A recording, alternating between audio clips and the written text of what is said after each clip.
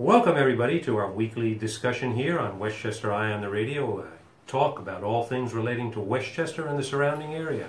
I'm John Charan along with our Dina Seward. Our co-host Peter Moses is busy preparing for Passover tonight and working very hard in the kitchen, I understand, and we'll see him again next week.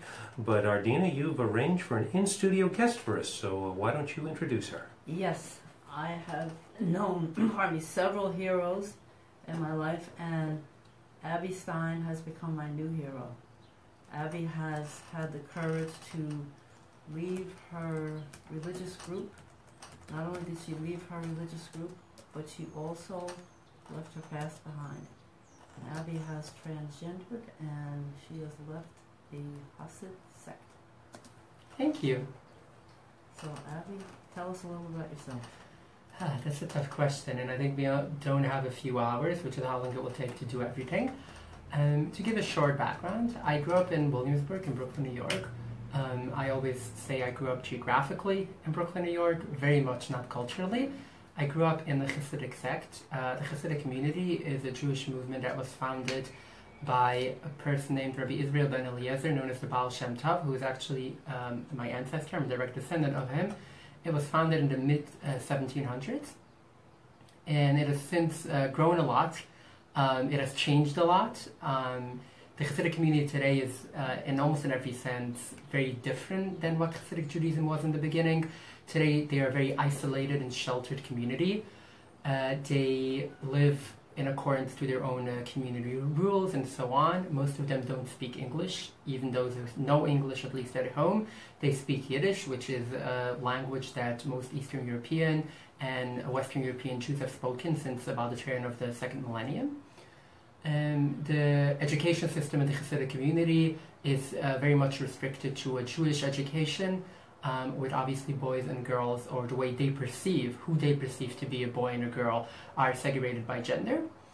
In a standard Hasidic community, you get an education up to about 9th grade. You get a standard education, and from 9th grade and on, you go to something called yeshiva, which is a religious school, kind of a mix between high school and seminary.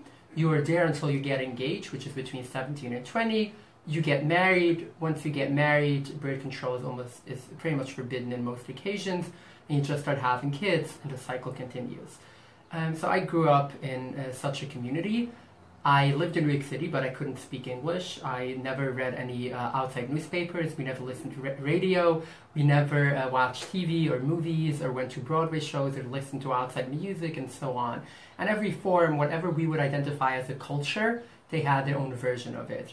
And we wouldn't have to, a strong belief not to interact with the outside world. So that's a sort of community I grew up in.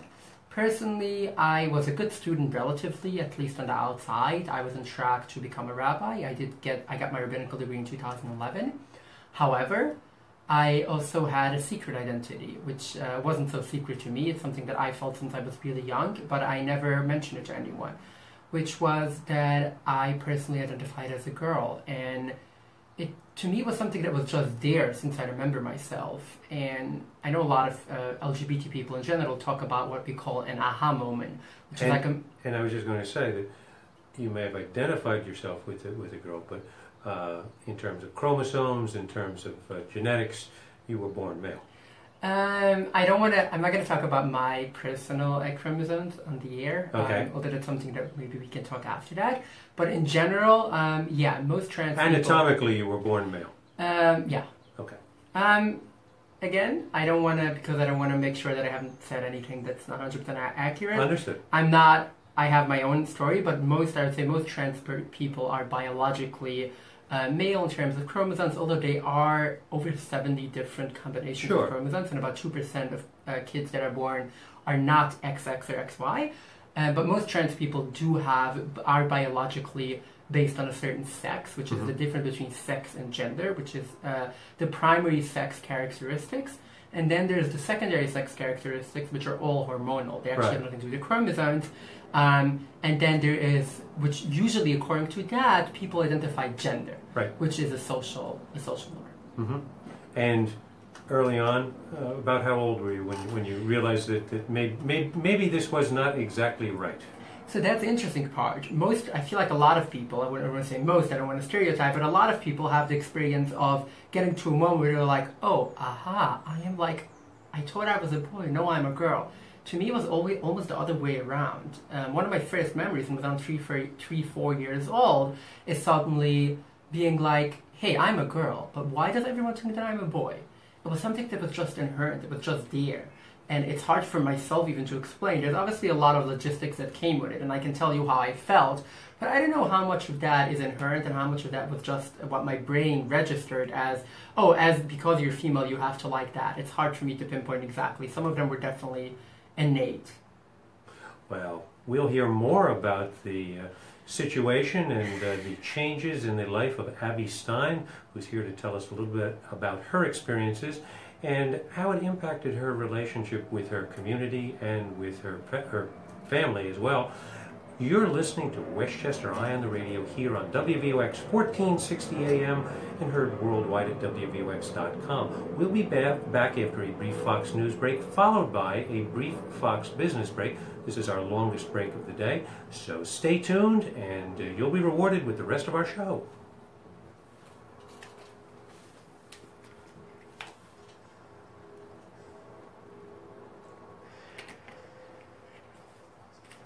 Would it help you to pause this? Yeah, we're still live on During Facebook, right? This is a 7-minute break. Would it help you to pause this? We can either leave it on or pause it. I mean, Okay. I can't pause it. You can stop Whatever it. you want. I'm just saying, if you want to save battery life for 7 minutes, we're not on the air. Oh. You could talk to the Facebook audience and give them the phone in number, right? Is there something? Let me talk now to the Facebook audience. Yeah. You Hi, I hope people could see me. It's Abby Stein, as you might know because you're on my Facebook page. I'm here live.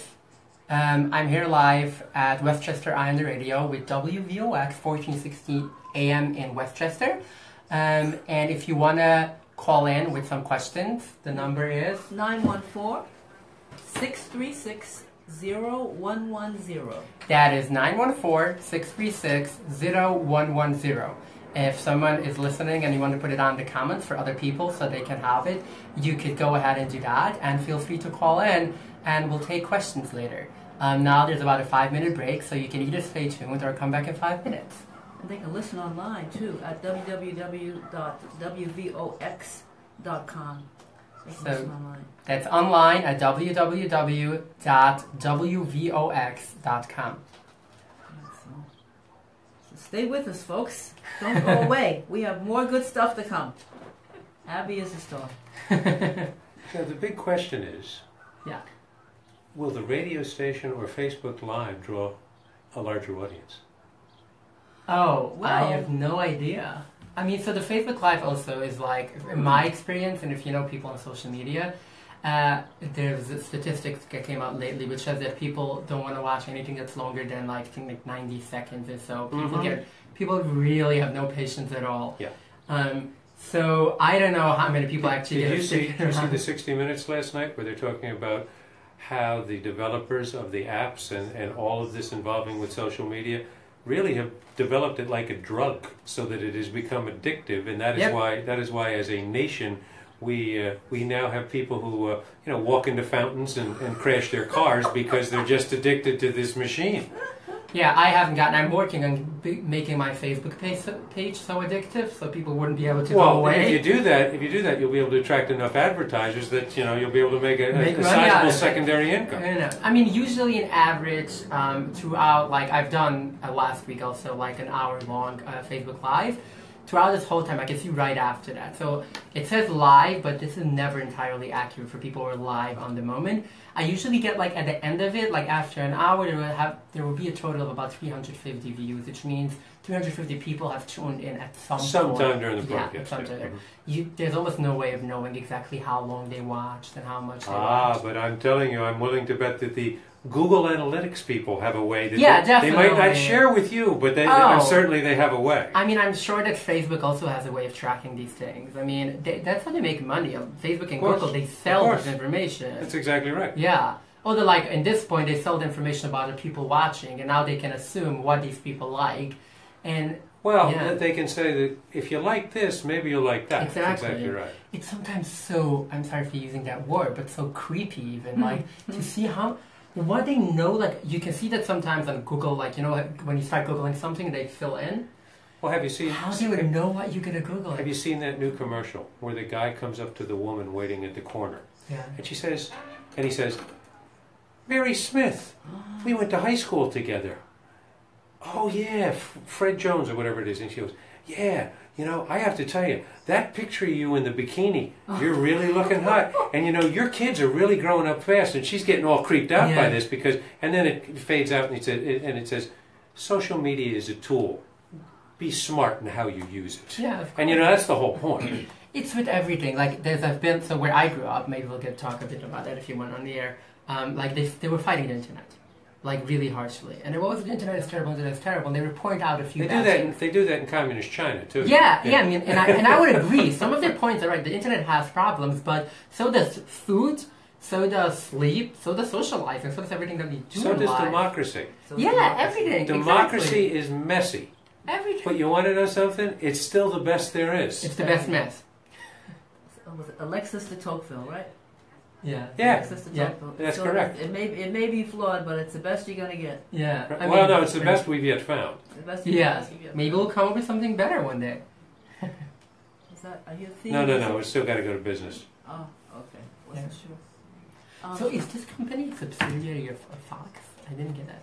Is this like a subsidiary of Fox? No, this is an independent operator in which Fox is.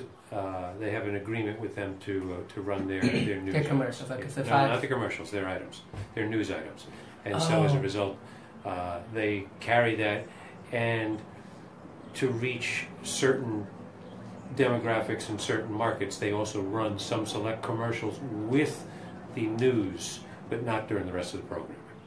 Got it. Okay, so like they have their own. They put in their own segments. Well, kind of the news news actually are the smaller segments. They're the little pieces that fit in, and they have a lot of their own commercials associated. Interesting. But the main programming, such as ours, no.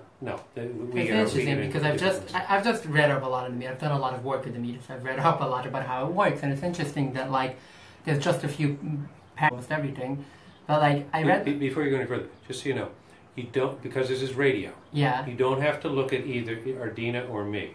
The key is making sure. I know. I kept on forgetting that. Yeah. You don't. The key is making sure that the microphone is a maximum of 2 inches from your mouth, and it's in a direct line with the way you speak. Meaning, if I'm talking to you, I can't have the mic off to the side like Got this. it. Yeah. It's got to be. I can talk to you. And still have the mic not move, but my voice is now projecting through the mic. That's the whole key. And you can move the mic. Like this. You can move the mic any way you want. Like if you want to look at Ardina, you can take the mic with you. Like exactly. You can take the mic.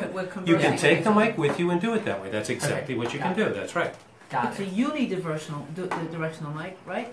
C. I get them mixed up. We're back now. Okay. Do you want to take us back, or do you want me to?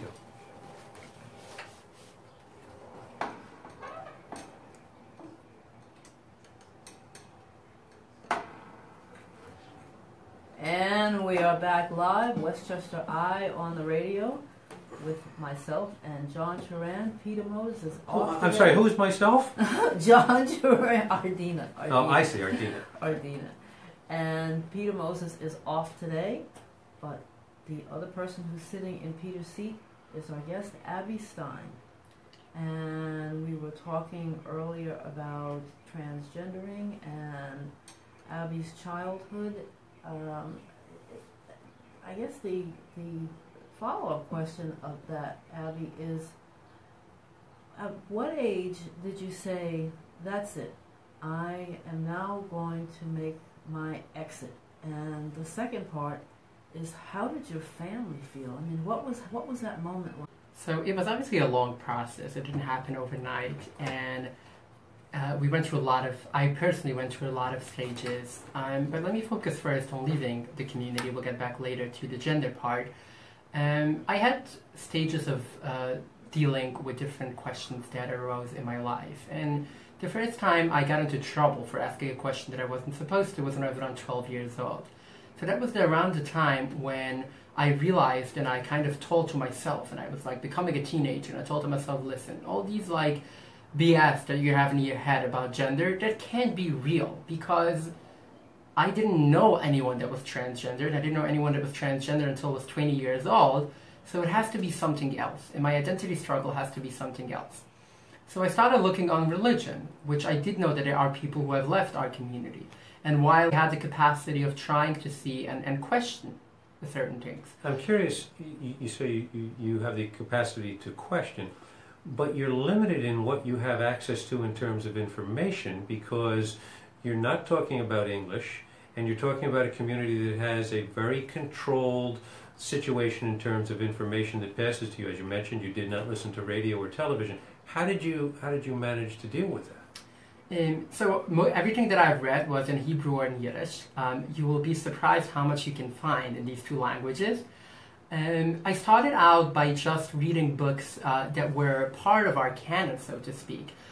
Because it's such a restrictive community, there's so many restrictions of what you can read, certain parts of our own literature are kind of slightly taboo. One example is the books of the prophets and the scriptures. So while the Bible is considered the holiest of our scriptures, the only part that is actually studied in depth in most Hasidic communities is the first 5 books, what we call the Torah.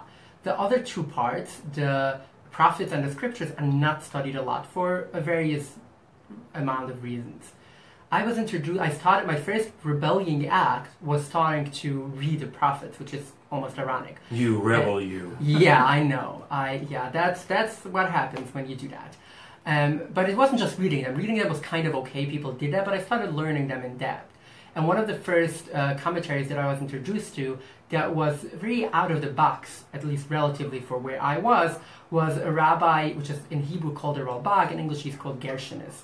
And his commentary on the first 5 books has been so controversial that in most books that are published in the Hasidic community with commentary, it's taken out. They wouldn't even put in his commentary. But on prophets, because almost no one studies it in depth, it's still in there. And I started reading about him where he talks about, no, maybe God doesn't know everything. And he talks a lot about almost, obviously doesn't call it that way, but very similar to what philosophers call today the watchmaker God, a God who made it and let it go and doesn't interfere that much. From that, I was introduced to his book on philosophy, which is called Machamot Hashem in Hebrew, which literally translates to the Wars of God, where he doesn't believe in divine providence and everything, and so on, which was very controversial and shaky for me. And then I got introduced to more and more. I managed to find Darwin's Origin of Species translated into Yiddish. It was translated in 1920 by an NYU professor. I read Richard Dawkins' The God Illusion translated into Hebrew. I read Richard Elliott Friedman's Who Wrote the Bible, which also shook me a lot, also translated into Hebrew. So there was all of these, you found your way around, and almost like you think about pre-internet. Like people used to go to the library and one book led them to the other. That's what I did almost in my yeshiva library. Mm-hmm. And then at some point I started getting my hand on books that were maybe not mainstream and I couldn't find in the yeshiva library, but I managed to find ways to get them through a Judaica wholesaler and so on. And here's a news flash to everybody who's under the age of 25. There is a lot more information to be learned and known and found that you can find on the internet. Exactly. And I have witnessed that. I've had that experience. I don't know how many millennials have had that experience firsthand. Mm-hmm. So I kind of, maybe I should start feeling more proud of that part. Mm-hmm. Mm-hmm. So that is how it escalated. And I had one time when I was around 15 when I almost left the community, but finally when I was 19, which was around the time my son was born. In case I forgot to mention, I got engaged when I was 17, I got married when I was 18, my son was born when I was 19. So the fact of having to have a son and the fact of gender being so prevalent and being there, I always joke, we gender kids before they're conceived by now. And are we going to have, people always are busy discussing, are we going to have a pink nursery or a blue nursery? Because we all know that if you put a girl in a blue nursery, who knows what happens. So and it was so prevalent that it ended up pushing me even more. But again, at that point, I still didn't know that trans people exist. So my way of dealing with my identity was looking at religion. Now, what sort of pressure did the community put on you for your gender role that they expected you, that once you became, in this case, I'm assuming you were a father at this juncture, what was expected of you? They have very different expectations for man and woman. They're as different as it can get. Mm-hmm. I've actually just done that academically, looking on different communities, and we couldn't find another community in the United States that's more segregated by gender than the Hasidic community. So fathers are expected to, depending on your family and my family, you're expected to get a job within what we call the Jewish field. So you either become a rabbi. My father was the teacher of a yeshiva, which is like a school for teenagers. My grandfather runs a synagogue. Actually, both of my grandfathers ran synagogues. So like you're expected to get a job in that field. You're expected in one way or another to provide to your household. You are the head of household in every way. You are the one who sets the customs, you set the regulations. To a very strong extent, you control even your wife. And then you're expected to, in some way or form, educate your kids. You take them to synagogue on weekends. You were supposed to go to say, you're supposed to, even if you work, you're supposed to set away some time over the day where you study the Jewish scriptures and so on. Now, did these expectations mesh with what you felt, or were they different? So that specific part wasn't so hard for me. Mm-hmm. To me, it was a lot more the entire baggage of like having my struggles with the religious questions and at the same time having my struggles with gender, and both combined is what ended up combusting and forcing me to leave. I see. Well, these are the words and thoughts of Abby Stein, who's here expressing and sharing her experiences in being a transgender individual who came from the Hasidic community of New York City.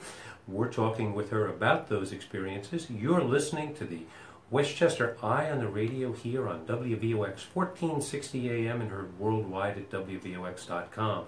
I'm John Charan along with Ardina Seward. We'll be back after a brief Fox News break with more discussion on this topic, so stay tuned.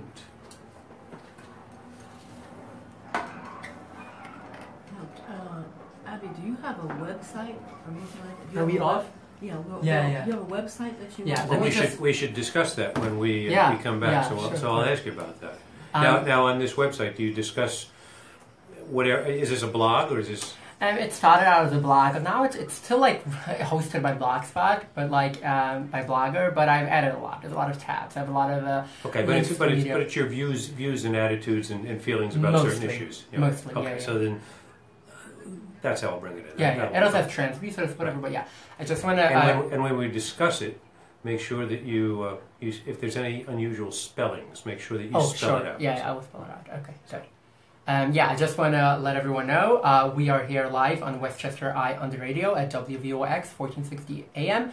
Also available online at www.wvox.com. You can also call in at 914-636-0110. Stay tuned. We'll be back. You're better than half the people that we have on here as professionals. I have done that quite a bit. Well. Yeah. Okay. We can talk about. Listen, I always. We can talk about. What we like to do is to give people an opportunity to mention where, if people are interested in the topic, they can find out more. So we'll mention that when we come back, and then we'll also mention it towards the end of the show too. We'll mention 2 bites at the apple. But I always like to go to detail.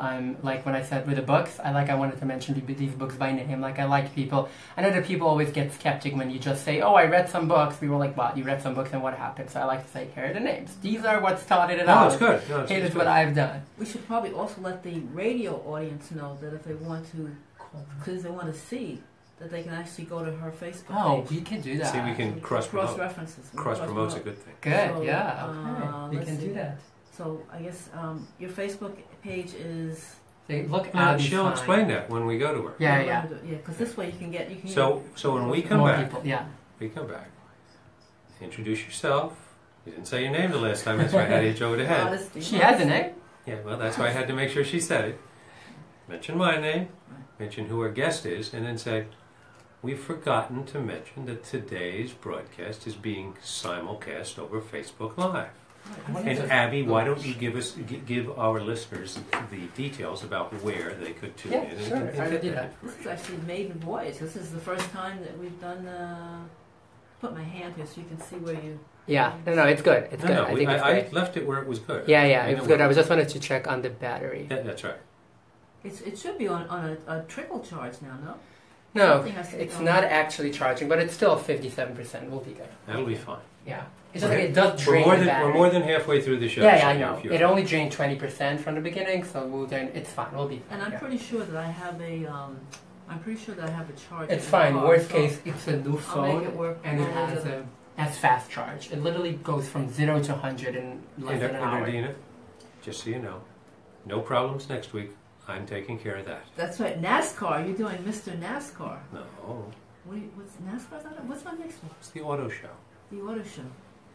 Oh. You know, for people who want to buy new cars, because the auto show begins next Friday night, and it runs through the following Sunday night. So. I want to put a plug in for my mechanic because I got the. You were right about that yellow check light thing. Yeah. I mean, I drove over there, fear and dread. We're coming back. Wait a minute. No. How long have you been doing this show? I'll tell you after the break. Oh.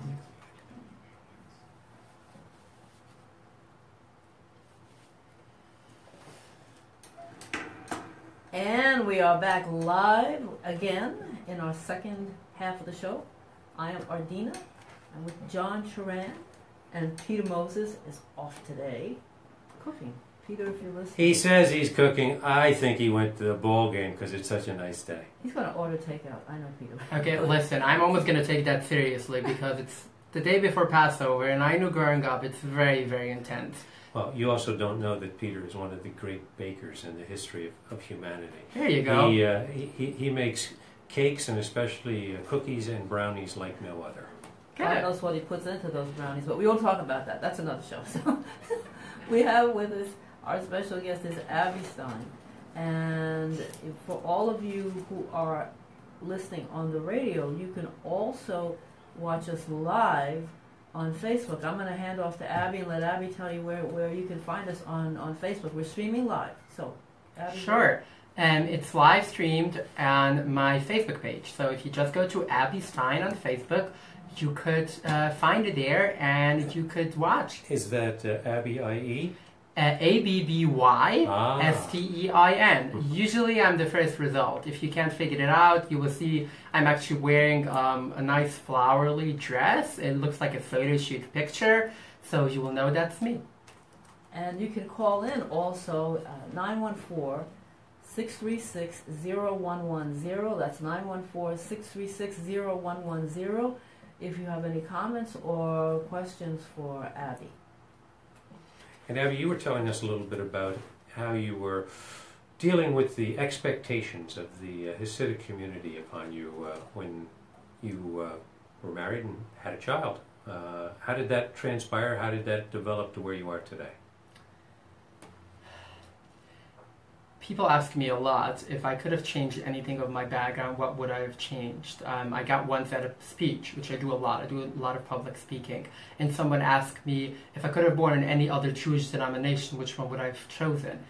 At the end of the day, I always say, I don't know. I don't know if I would have done anything different because who I am today is the sum of my experiences growing up. Sure. So it has definitely given me a lot of tools. So for example, some of my schoolmates in school now, I'm a student at Columbia University. And sometimes I can pull an all-nighter, as we call it, which is like sitting in the library until 6 in the morning, sure, fairly easily. And people would be like, how do you do that? I'm like, I don't know. When I was a teenager, I went to a school where we had a study schedule of 11 hours a day, every day. So just pulling an all-nighter, that's like a piece of cake. So I've definitely gotten that part. I have definitely put to use my rabbinic education, which I got. I got my rabbinical degree, as I mentioned, in 2011. I have put that in to work to help other trans people. I've done online, if any of you are interested in looking it up. There's a website called Sefaria, spelled SEFARIA.org. It's the biggest website of a database of Jewish texts and source sheets. So I have some source sheets on there, where I take traditional Jewish texts and show how they already talk about transgender issues. And we are talking about hundreds and thousands of years ago, and how Judaism, at least Judaism, and I mean, you can do the same with Christianity and Islam, at least where I've already done it, definitely recognizes that gender is not straight up. Gender is not black and white or male and female. There's more to it. So I'm willing to bet that the leadership of the Hasidic community was not exactly embracing of that concept. Very much not. And sadly, even modern Orthodox communities, any Orthodox community is not fully embracing. However, to the good side, Orthodoxy only makes up about 13% of Jews worldwide, and all the other big Jewish denominations have officially, in one way or another, passed resolutions welcoming and accepting transgender people. You're talking about conservative, the Reform movement, which is the biggest Jewish denomination, and Reconstructionist and renewal movements, which I'm part of, and then there's a lot of post-denominational and non-denominational communities who have also, almost all of them, openly embraced transgender people. Now, in your marriage after you became a parent, how did that move on and move forward and lead you to where you became, or where you are today? So I got married in 2010. Mm-hmm. I was married for 2.5 years. After about a year, which is maybe more than a year, I got my rabbinical degree a few months after I got married. Then for a while I was teaching in a Hasidic school in Rockland County. I was for one semester teaching at a school here in Westchester in Mount Kisco. Mm-hmm. And I did that, which was kind of like leading up to the time that I will hopefully be a practicing rabbi. But that's also the time, as I've mentioned before, when I started struggling with gender even more as we started expecting my son and after my son was born. And I finally left the community. I would say like it was, again, a process, but between the winter of 2012 and the winter of 2013. I would say if I have to put like breaks of like time brackets of what exactly happened, I stopped being observant in the traditional level. The first Sabbath that I didn't observe in an Orthodox way was the beginning of January of 2012. I joined Footsteps, which is an organization that helps people who grew up ultra-Orthodox and have left that community, which is based in New York City. And also you can check them out at footstepsorg.org. I joined them in May of 2012, coming up now on exactly 5 years. I got separated from my ex-wife in the spring of 2013. That must have been painful. It was at a time. By now, I don't regret it at all. It was actually a really net positive move for all of us. However, it was sad because we did get along, and it was a lot more her family that stepped in to make sure that we get separated. Mm-hmm. I got divorced a few months later, and I would say by fall 2013, I was out of the community. I started school. I got my high school diploma in December of 2013, and I started school at Columbia in the fall of 2014. And, you know, I'm sure some of our listeners would be interested in this. What's your relationship now with your wife and your child? So I usually prefer not to talk about my child in public. I could say like that we did get a really nice joint custody agreement, which hasn't changed since. So we have an arrangement that works. But it's something that it's successful in working for all three of you. So her family doesn't let her talk to me, so I haven't spoken to my ex since we got divorced. Mm-hmm. So I don't know anything about her. I can't really talk to that. Mm-hmm. Mm-hmm. Personally, I mean, I'm getting the feeling that it's going to get harder as we move on. I don't know. I prefer to leave it as it is and not to rock the boat. Right now it's good, so you're happy. Yeah. Okay. And then with my family, when I left the community, I was still in touch with my family. Mm-hmm. About my community, I really didn't care. When I left for a reason. With my family, I did try. It was really important to me to have a relationship with them. They were obviously not accepting, but they lived with it. They went with it, at least from the beginning. They're your family. They love you. And they say, you've got flaws, but we still love you. Yeah. My father once said an example, which I think is really sad, but that's how you looked at it, which was like, if my kid has a disease, I'm not going to disown them. You know, that sort of thing you saw in movies and in television shows throughout the 1960s and 70s and into the 1980s for anybody who, was homosexual, was, transgender, was lesbian, was gay, any of these the issues out there.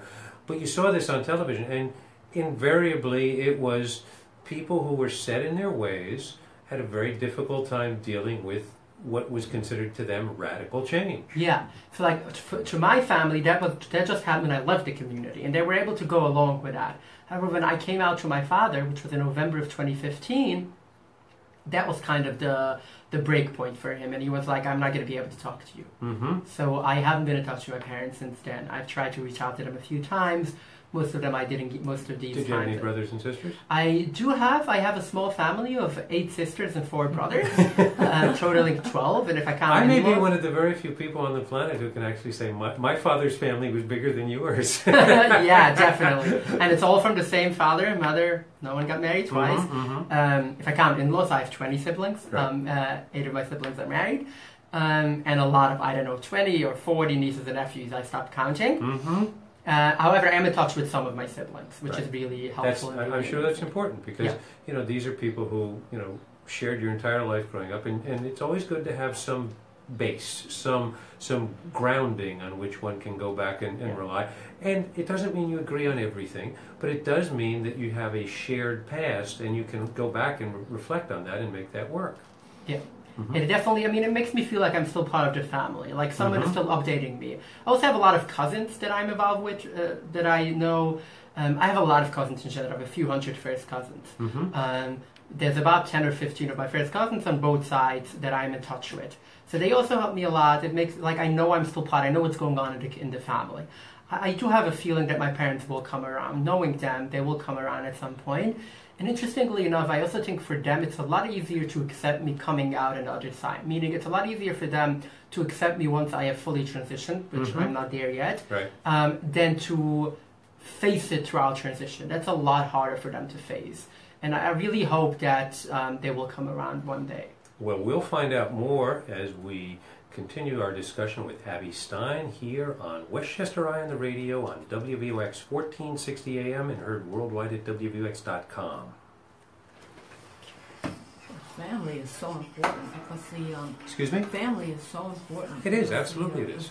Apparently the suicide rate or attempted suicide rate amongst transgenders If you, way too high. but you can also see it in the military. If any time you find people who feel that they're alone, if they don't have some support system, it takes its toll and will wear you down. It really will.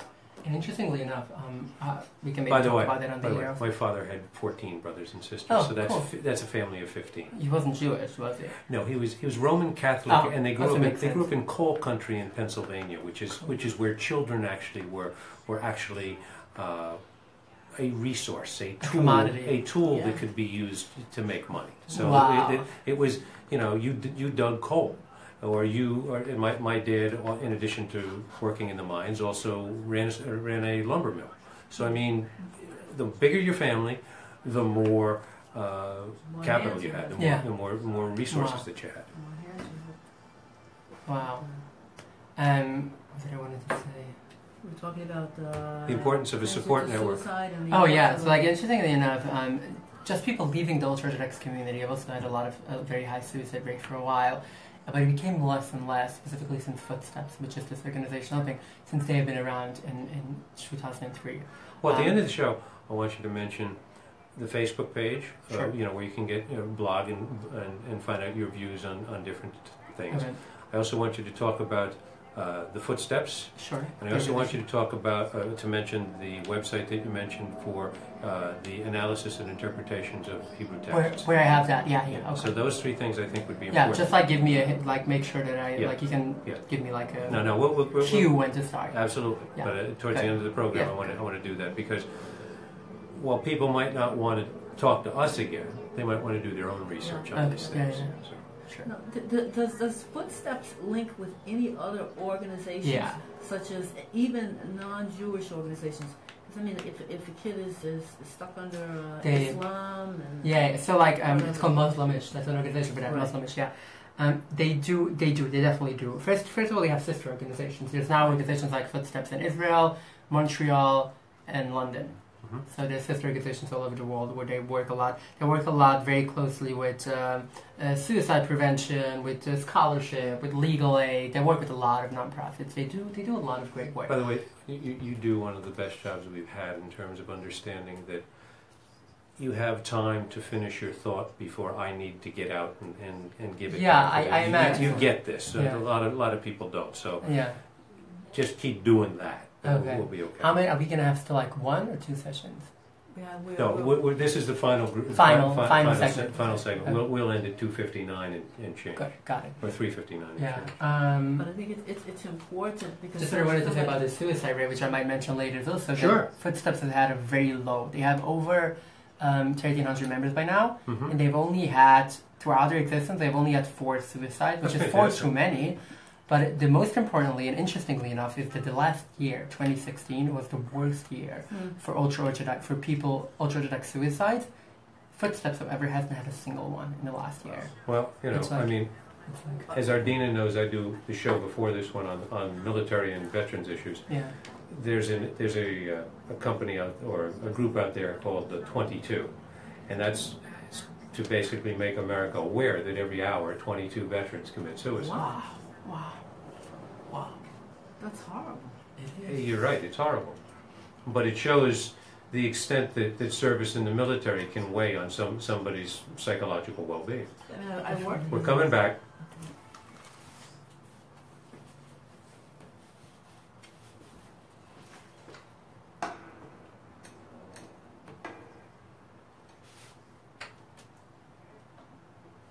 We are back live.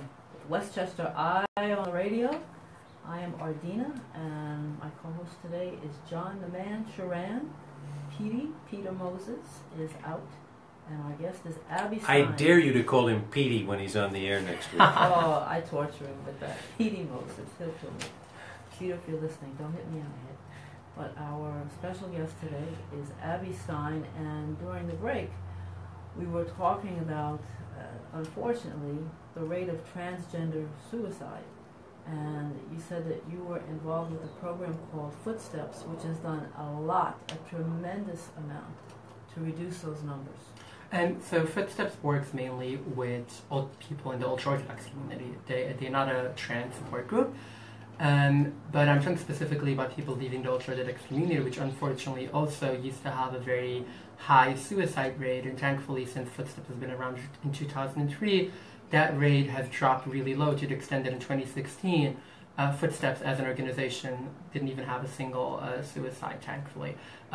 With suicide always, even one is way too much. But specifically in the trans community, it's really, really hard, and specifically for people who don't have support, people who lose their family and you lose your community. I was really lucky that I left the community before I started transitioning. Therefore, by the time I transitioned, I already had a very strong support network that I consciously chose. I self-selected my friends, only people that I knew are going to be supportive when and if I do transition, starting since 2012. To the extent that I almost didn't lose any friends by transitioning because all of my friends were supportive anyway. And to some extent, I made a lot more close friends since coming out than I've ever done before, which could also be in part my own. I'm a lot more socially involved and I feel a lot more comfortable with myself in order to relate to others. And also, Abby, I think you're a role model for not only Hasidic children who want to come out, but also across the boards of any religion. Now, Footsteps links to other religions outside of Judaism? Footsteps on its own does mainly work with people who are ultra-Orthodox in the Jewish community. They were planning when they started out to work with people coming from every fundamentalist religious background, but they realized very quickly that the work is way too much for one organization to handle. However, there's definitely a small overlap with other organizations such as Muslimish, which is an organization supporting people who have left fundamentalist Muslim communities and so on. At the same time, there's also in New York an organization founded by a Footsteps member called Formerly Fundamentalist. Used to be called Formerly Religious when it was founded, which I was involved with it very much when it was founded.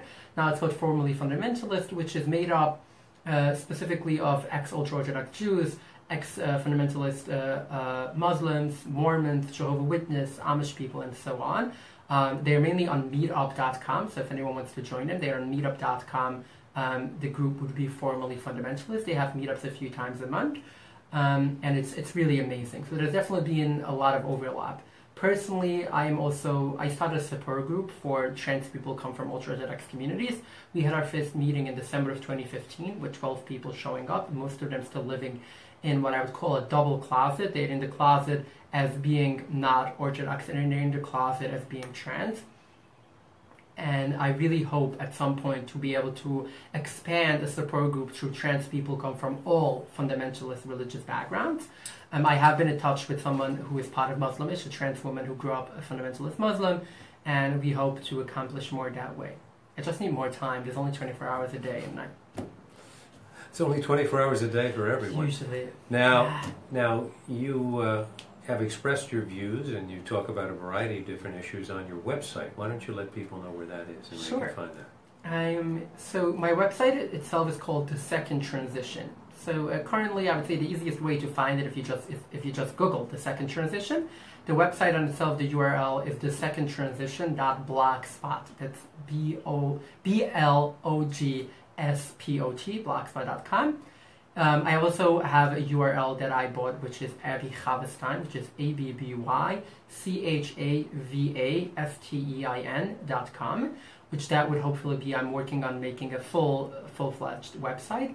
Currently, even on my website, there is, in addition to blog posts, there's a lot of tabs that link to most of the media work that I've done, a lot of articles that I've written in other publications, a lot of videos and clips that I've done with the media, some other radio shows that I've done, and hopefully this one will also be on there soon. And there's also a tab that has contact information, which is really important, which has my email if you feel inclined to reach out for whichever reason. Specifically, I've been doing a lot of public speaking, so if you want to reach out to arrange a speaking engagement, you can reach out via email. It also has links to my YouTube channel and also to the website I mentioned before, which is Sefaria, SEFARIA.org, which talks about where I have all these source sheets that show transgender and gender issues within Judaism going back hundreds and thousands of years ago. There's also a calendar of events, so if you ever want to come to a speech or an event that's open to the public, you will also find it out there. And just in case someone wants to find out more about Footsteps, that could be found where? That's on their website, which is footstepsorg.org. That's FOOTS TEPS org.org. That's important. It is, because most people would leave out the first org. That's right. So it's footstepsorg.org.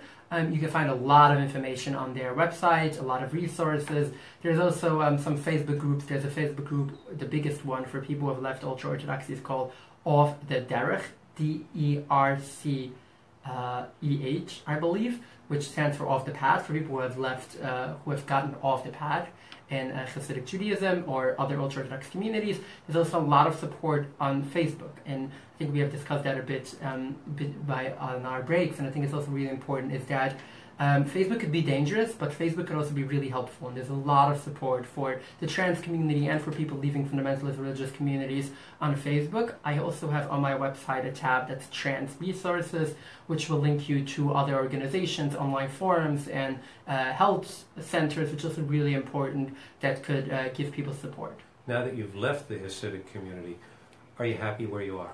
I am very happy where I am, specifically with my culture and spirituality in my own way, in my own form. I have worked hard on figuring out a spirituality, a spiritual practice that works for me, which ended up being within Judaism. I don't think that Judaism is necessarily superior to others, it's just something that really works for me. People ask me a lot if I don't miss anything from my former community, and besides my family, which I can't really replace, although I do have a very close chosen family, I don't really miss anything, because if I want to do something, I do it. Like, I love Passover, which is starting in just a few hours. Therefore, I still celebrated it, and I don't always overdress. And the way I'm dressed right now is also like because I'm going to a Seder, which is a traditional Passover feast happening tonight. So I'm definitely involved in it, but just in my own way, less strict, a lot more cultural than religiously. I'm sorry. You had mentioned that in the Hasidic community, you only spoke Hebrew or Yiddish. How difficult was it for you to grasp English, and once you came into the English exposure in terms of media, what sort of a bombardment of impact did that have upon you? English, that was one of my biggest struggles, not being able to speak the language. You feel like an outcast. Sure. And it's not that I didn't grow up. I grew up speaking 3 languages, mainly 2 speaking, like Hebrew and Yiddish, but we also studied Aramaic, which is an ancient language in school. But I didn't know English, and suddenly, it took me a long time to get used to it, like quite a few years. Did classes online. At some point, I forced myself to only read in English, so I can actually get used to reading in English. once I got over that, I'm like, do people realize the privilege that I have growing up speaking the language? That Well, you can have everything in that language? And I was just, you know, I would think that from a very narrow, limited scope of information to now having the most esoteric of information, it must be overwhelming. It was and still is sometimes. Like now English is my primary language, and the fact that I could find everything and anything, media, written, movies, plays, everything. Real Housewives of Everything is in New English. Jersey or whatever. Exactly. Yeah, everything is in English. It's amazing, and I think it's important for people to know that speaking English as your native language is almost a privilege. I know we're getting close to the end, but I just wanted to ask you briefly about neo-Hasidism. Yeah, I have mentioned that over the break with her also, which is neo-Hasidism is a contemporary movement which has taken a lot of the ideals of originally, Hasidic Judaism originally, which are spirituality above following laws through the dot and putting human needs almost above halachic needs and so on. So I've been really involved with that. You can find more if you want to look up online, Neo-Hasidism. You'll find a wealth of information. And Abby Stein, give us one last time your website where people can find out more, because I know it has all the links. It's The Second Transition. So if you just Google The Second Transition or thesecondtransition.blogspot.com. Indeed it is, and we thank Abby Stein, our guest here on Westchester Eye on the Radio this week. I'm John Sharan, along with our Dina Seward. Peter Moses will be back next week when our topic will be talking about the upcoming New York Auto Show. But this week we want to thank Abby Stein because she's really brought an insight into the struggles that it takes not only to be a transgender individual, but someone to break out of the Jewish community that is, entirely Aziza Pesach. Yes. Aziza Until next Pesach. week. Thank you Stay so tuned. much. Thank you. I couldn't come up with the word for Let me just acidic. turn it I couldn't. Thank come you up for with all who acidic. watched. I'm going to turn it now off and it will be available online soon. I think applause is due.